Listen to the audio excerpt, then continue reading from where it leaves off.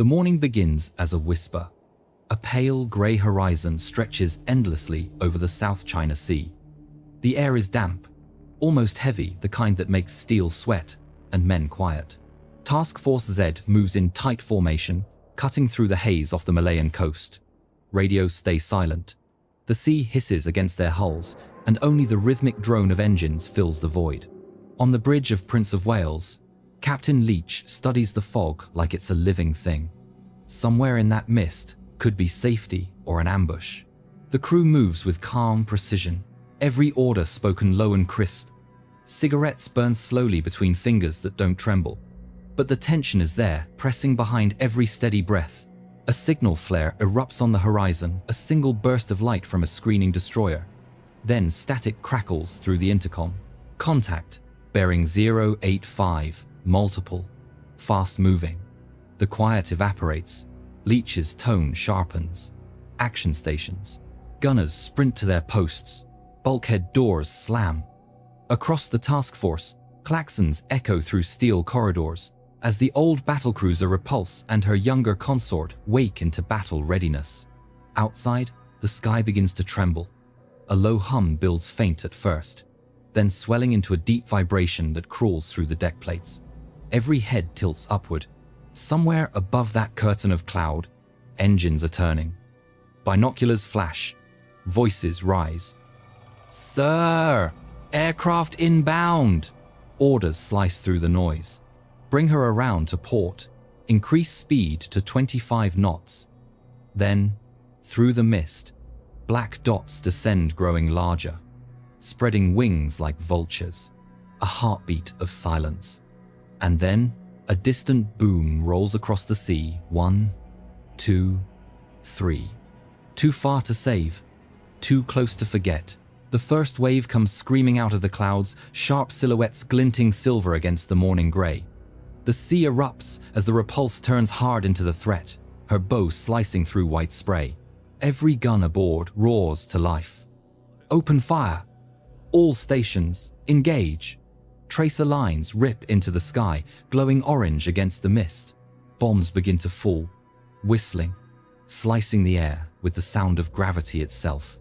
The first misses by yards, sending a towering column of water over the bridge. The next lands close enough to rattle bolts from the deckhead. Then one connects. A brutal explosion tears through the upper hangar. Metal screams. Smoke bursts upward, and men are thrown from their posts. Sparks rain down through the passageways, but the damage teams are already moving. Buckets, extinguishers, hoses, chaos met with precision. Hangar hit, fire contained, engines holding. Captain Tennant steadies himself against the bridge rail. His voice doesn't waver. Maintain heading. Keep her running. His helmsman nods, jaw locked tight, eyes fixed ahead as the deck shudders under his boots. Repulse surges forward again, wounded but furious.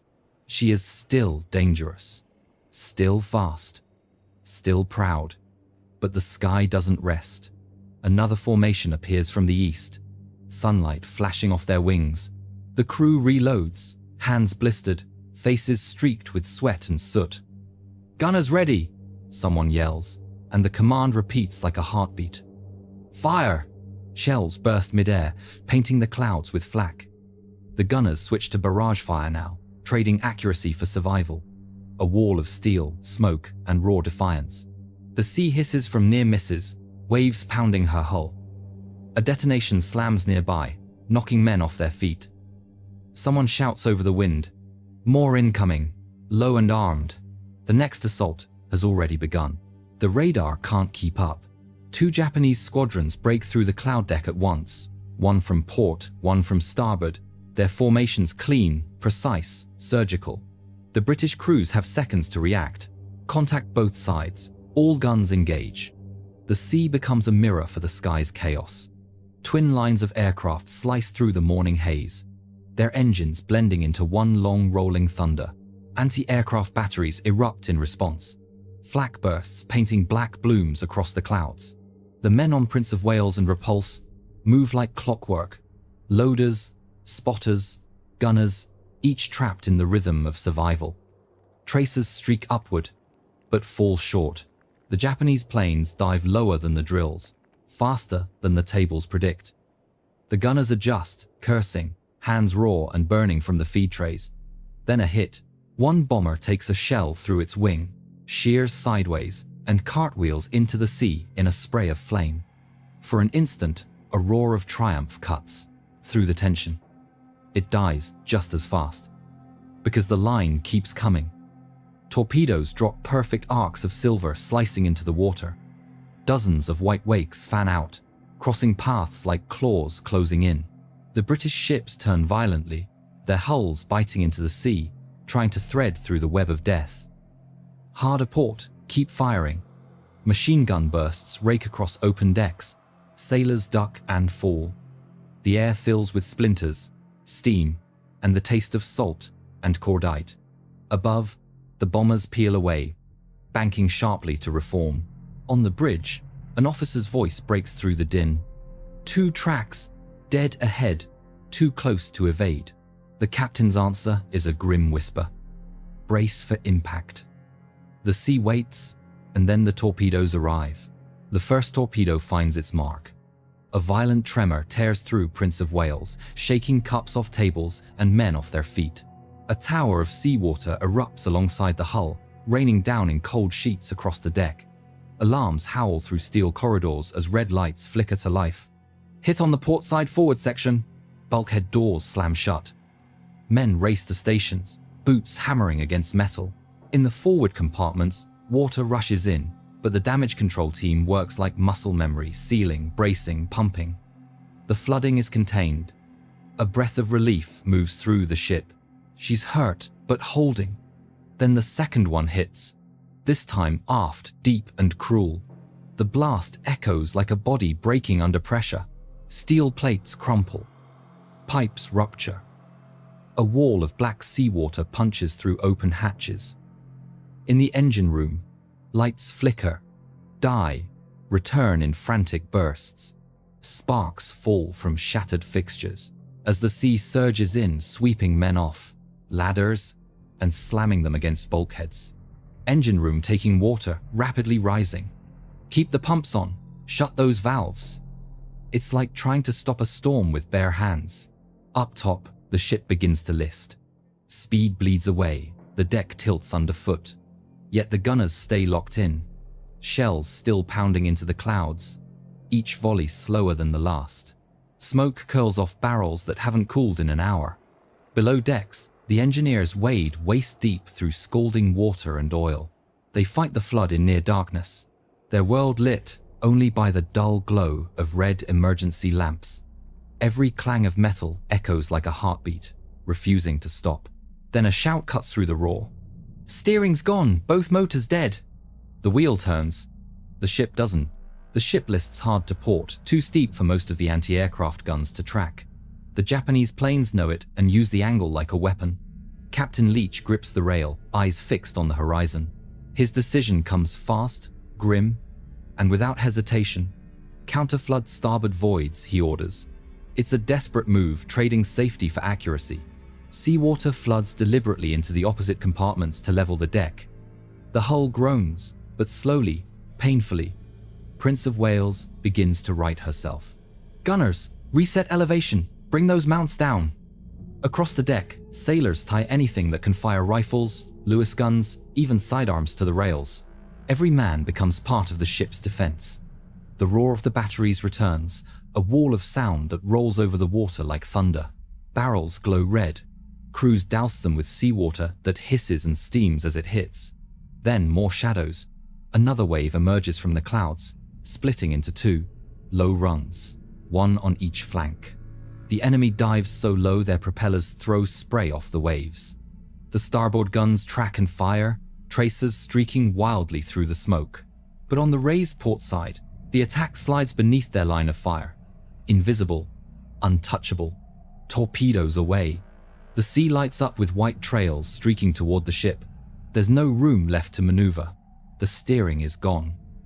Prince of Wales can only watch the ocean's teeth close in. 2 detonations tear through her lower hull.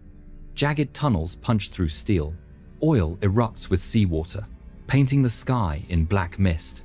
The engines cough, stall, and the great ship drifts, answering only to momentum and the will of the sea.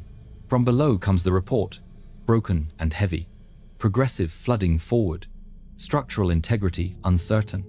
And then, above the wind, the sound of another wave approaching. The Repulse moves like she's decades younger, her captain steering with the precision of a knife thrower. Spray breaks across her bow as she charges into the attack head-on, turning full speed through walls of incoming torpedoes. Hard to port now, starboard steady. The ship rolls, groans, but obeys. White trails slice past her hull, some so close the wakes slap against the plates. Crewmen slam into bulkheads and curse, then laugh breathlessly as they scramble back to their guns. Adrenaline turns fear into rhythm. Up above, high-altitude bombers drop their loads. Explosions pound the water, towering geysers soaking the decks. But fortune holds. The old battlecruiser refuses to die. Every narrow escape feeds the illusion that skill and courage can outthink fate. On the bridge, Captain Tennant's face is streaked with sweat and oil. "Keep her swinging. We're not giving them a straight shot." The gunners fire until the barrels glow. Timing bursts with each evasive roll. Columns of flak reach into the sky, brief, angry fingers. A bomber takes a hit, spirals down trailing smoke. The men cheer, but the captain doesn't. He knows what's next. The Japanese regroup. Two groups break off, attacking from opposite bearings. It's a perfect pincer, geometry closing around courage. "Hold course," Tennant orders. His helmsman hesitates, then obeys. The Repulse shudders. A torpedo slams into her port side, throwing men to the deck. Another hits near the stern. The rudder locks hard. The ship begins to trace slow, helpless circles. "Rudder's jammed, sir. Engine still full. Keep firing." The guns roar defiantly as she turns, trapped in her own wake. Then a cry from the port lookout, urgent, certain. 6 more. Starboard approach close range. Tennant grips the rail, jaw set. No room left to weave. The sound changes first. Not the sharp crack of shells or the scream of bombs, but a deep, rhythmic pounding from within. Each explosion below deck feels heavier now, slower, like a heartbeat turning uneven. Compartments flood one after another, and the Repulse lists farther with every passing minute. On the bridge, Captain Tennant stares at the compass that no longer means anything. The ship is dying by degrees, and he knows it. He grips the rail once more, then exhales the words every captain dreads. "All hands to the main deck. Cut the rafts. Abandon ship." The order travels like a ghost through smoke-filled corridors. Men hesitate when they hear it. Some look at each other, almost not believing. But discipline wins. One by one, sailors leave their guns, their stations, their posts of pride. Some limp out with bandaged heads. Others still man their weapons until a hand on the shoulder pulls them back to reality. On the deck, chaos is methodical. Ropes are cut, lifeboats swung out, rafts flung into oil-slicked water that burns the eyes and stings the lungs. The sea around them is already alive with wreckage and survivors from the last hit.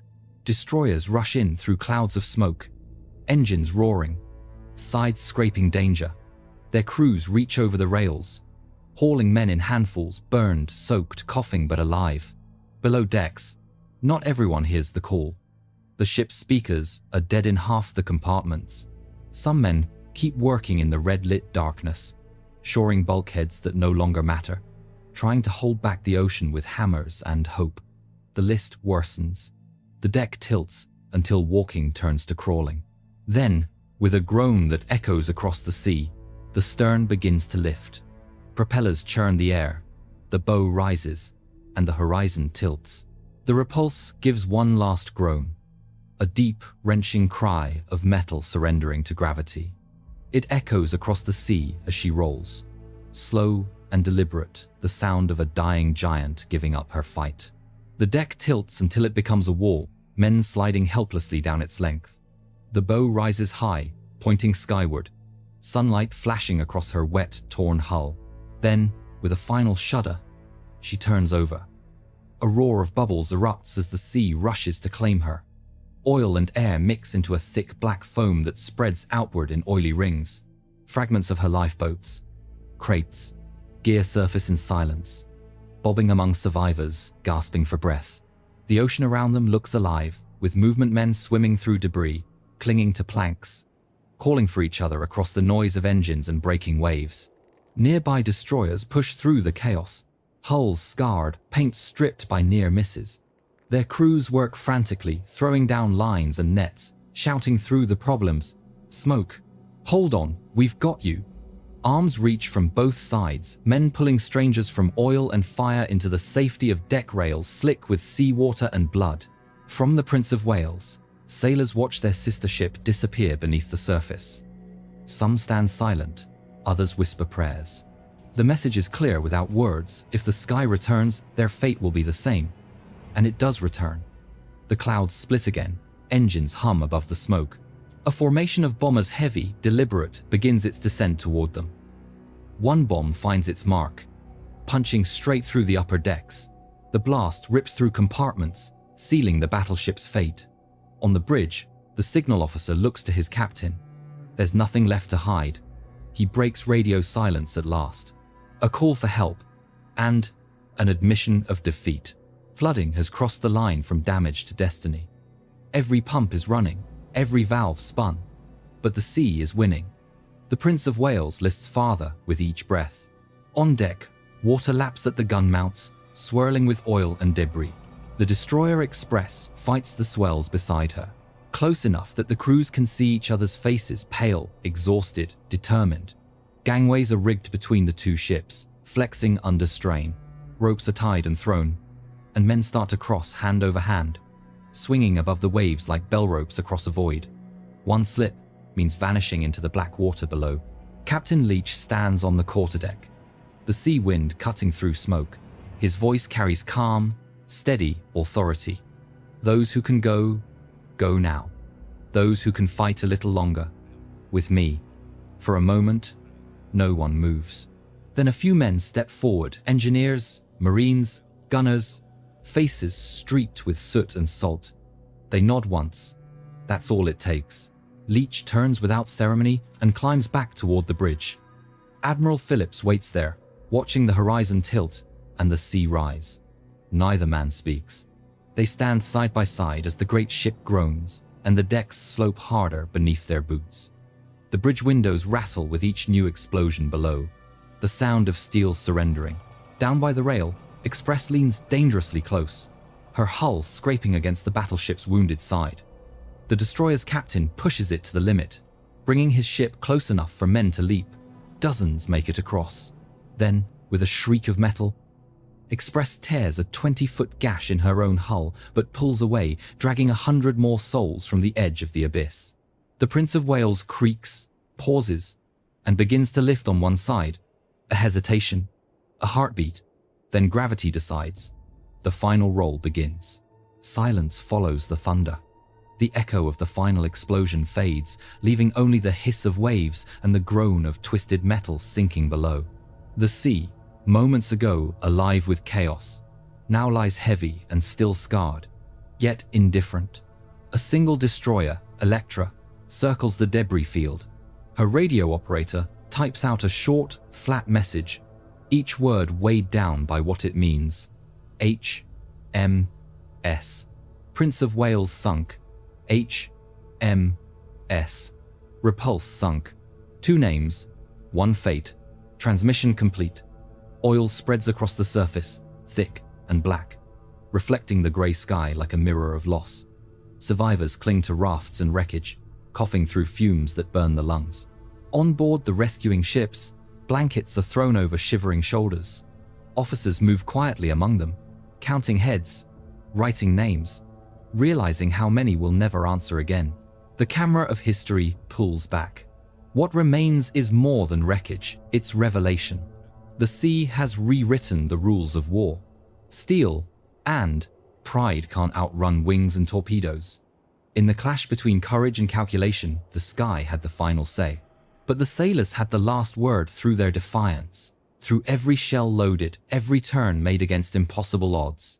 Years later, divers find the hulks resting in the deep, shrouded in silt and coral. Headlines surface again, stories of looted relics, shells dragged from graves, memories disturbed. The past breathes for a moment, raw and uneasy. Yet the true story doesn't belong to the thieves or the machines. It belongs to the men who stayed at their stations, and to those who never heard the final call to abandon ship. The sea keeps its secrets, but history remembers their names. They fought the math of the sky with nerve and steel. History remembers both.